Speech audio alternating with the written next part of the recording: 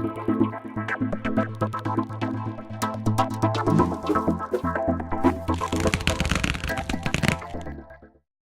thing that comes out of the SDGs, we know that we live with most people, many people in the world, live with the sense of having a deficit in their human rights, their deficit in their access to public services, a deficit in their livelihood. And there have been huge advances through the MDGs, particularly around income and some aspects of access to services and education. There's a long way to go. So the starting point is a very big development deficit, and I love the title of this whole conference, which is Mind the Gap. Now, I imagine some of you at this session, because you're also a little bit passionate about the climate change challenge that we face. Now there is also a big deficit, and that's expressed through the sense of an emissions gap. So let's start with the idea that there's an interrelationship between a gap in development for billions of people and a gap in tackling the challenge of climate change. So I want to just reiterate and emphasise, well, probably you've heard already from Girish about, are these slides just going to crop up here, William? Yeah. Oh, brilliant. About the interrelationship between the SDGs and climate change. Engage a bit with what happened in Paris in December. John, I think, will take us to some stories of the past. We both work for Oxfam, so there's two common themes here, climate change and Oxfam, that's the commonality. And the humanitarian challenge, which is not my forte. And then perhaps, I don't want you to go away thinking it's all doom and gloom, just go jump off the bridge. I want you to have a sense that we're all actors in this and we all can take action. So the first question is, did anybody go to the Paris climate talks? Any of you were there? Are any of you part of any sort of climate change action group? Fossil fuel divestment programs, any of you sort of involved in that? Great, good. Okay, well then you'll answer the question about that. But let's start with the sense of development. They're the SDGs, yeah, they're very colourful. Okay. What happened when people went to when the SDGs were signed off in New York? Is that was effectively left blank. It wasn't coloured in until Paris, till December, because the world hadn't agreed what action to take until that point. Luckily, the world did make an agreement with Paris, and I think we can say there is some colour now on that.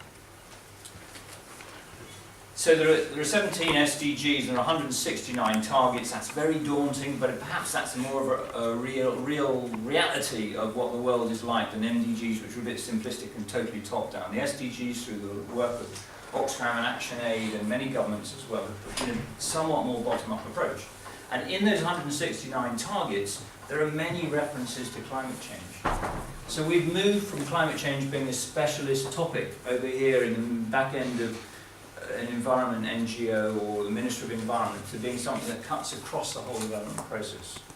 So you can see all of those, from work to obviously energy systems, but cities, hunger, obviously food security is on itself on the front line of climate change impacts, reference directly, have targets which now are being set out in indicators in each and every country in the SDG process.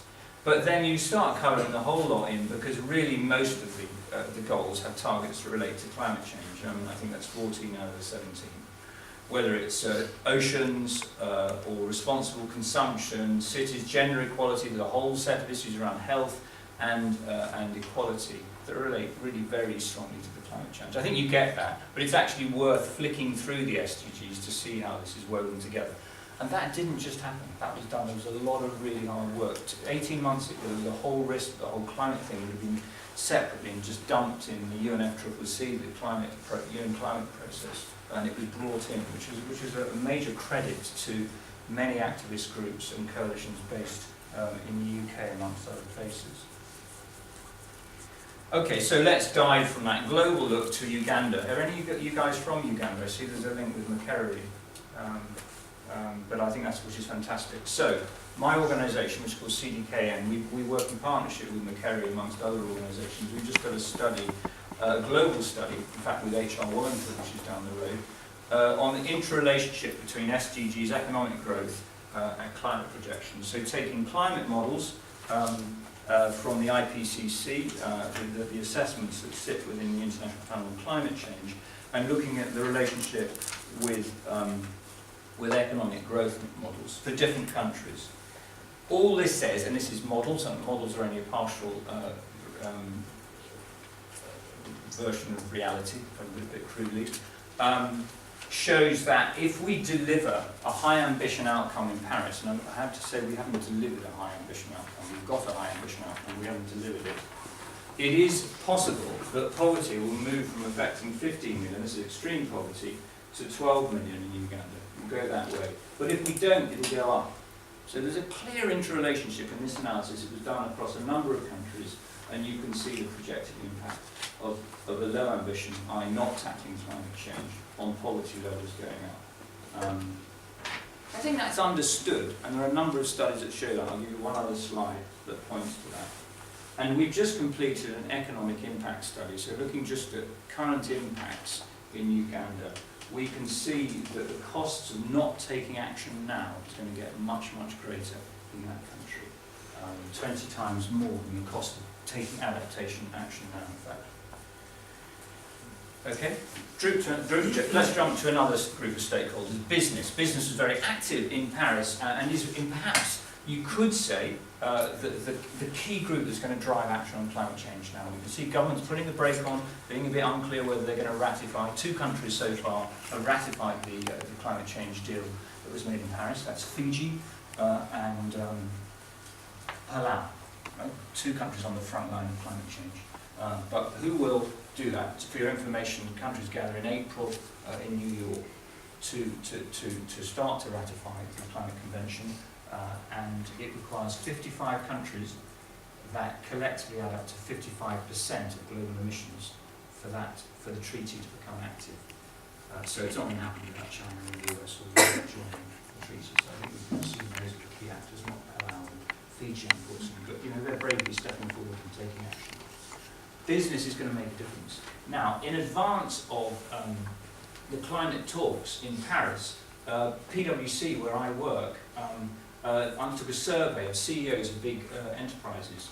And you can see, if you look at the right-hand side, what happened in Paris is not terribly, has happened in Paris, was not at that time regarded as terribly significant. Over the other side, you see public awareness, changing attitudes, and that's the consumer buying products in a different way. That was what's going to drive action. National frameworks. So if the UK sustains its climate change bill and delivers on that and its emissions reductions by 80% by 2050, the UK will remain one of the leading countries on climate change. That's under threat constantly, including by many members of the current government here.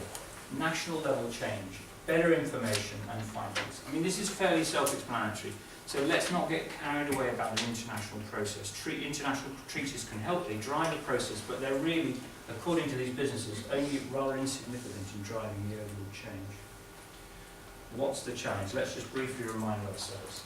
95% of the climate change is caused by human beings. This was nailed in the 5th assessment of the International Panel on Climate Change, published in 2014.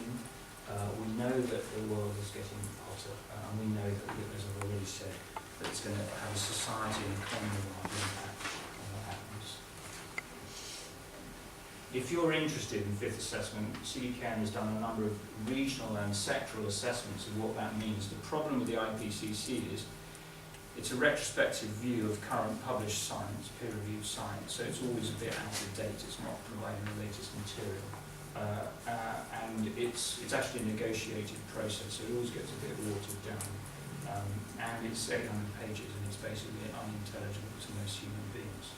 So and I'm not joking, and this is an attempt to summarise it using infographics. So you can just see, African glaciers are along on their way out. You can see in East Africa. So there's a degree of confidence. These colours come from the language of the IPCC, and you can see how that affects forests and water systems and food security and so on. I'm not going to drown you in studies, but this is one other thing. It's a great piece of work by ODI that's been promoting with others the concept of zero poverty and zero emissions by 2050. And another great set of studies by the World Bank called Shockwaves, published in the last year, that gives the sort of the big numbers without action on climate change, staying within 2 degrees mean temperature increase. We're going to see 100 million more people moving into poverty. that's essentially because poor people lack, it's not just because of the shock or the climate change, it's because of the exposure they face. Poor people lack the things that I have: insurance, ability to move. If my house is quite close to Portmeadow, but I've got ability to move in this direction to get away from the allotments and stuff which do flood. I can do that. Often people live in the allotment kind of place and have nowhere to go. We have to understand this relationship between poverty. Look at the impact of Cyclone Hurricane Sandy and Cyclone Nargis, for example, the number of people killed. The statistics are very, very clear in these respects. So I think this is well understood. There's some really great studies out there if you're interested in looking at this. And keep an eye on 0, 0. I think it's a very nice mantra. It's a much better way of framing climate and poverty interaction than 2 degrees. How do you explain the idea of we've got to live within the idea of 2 degrees as an acceptable level? 0, 0 is a much better way of thinking about it.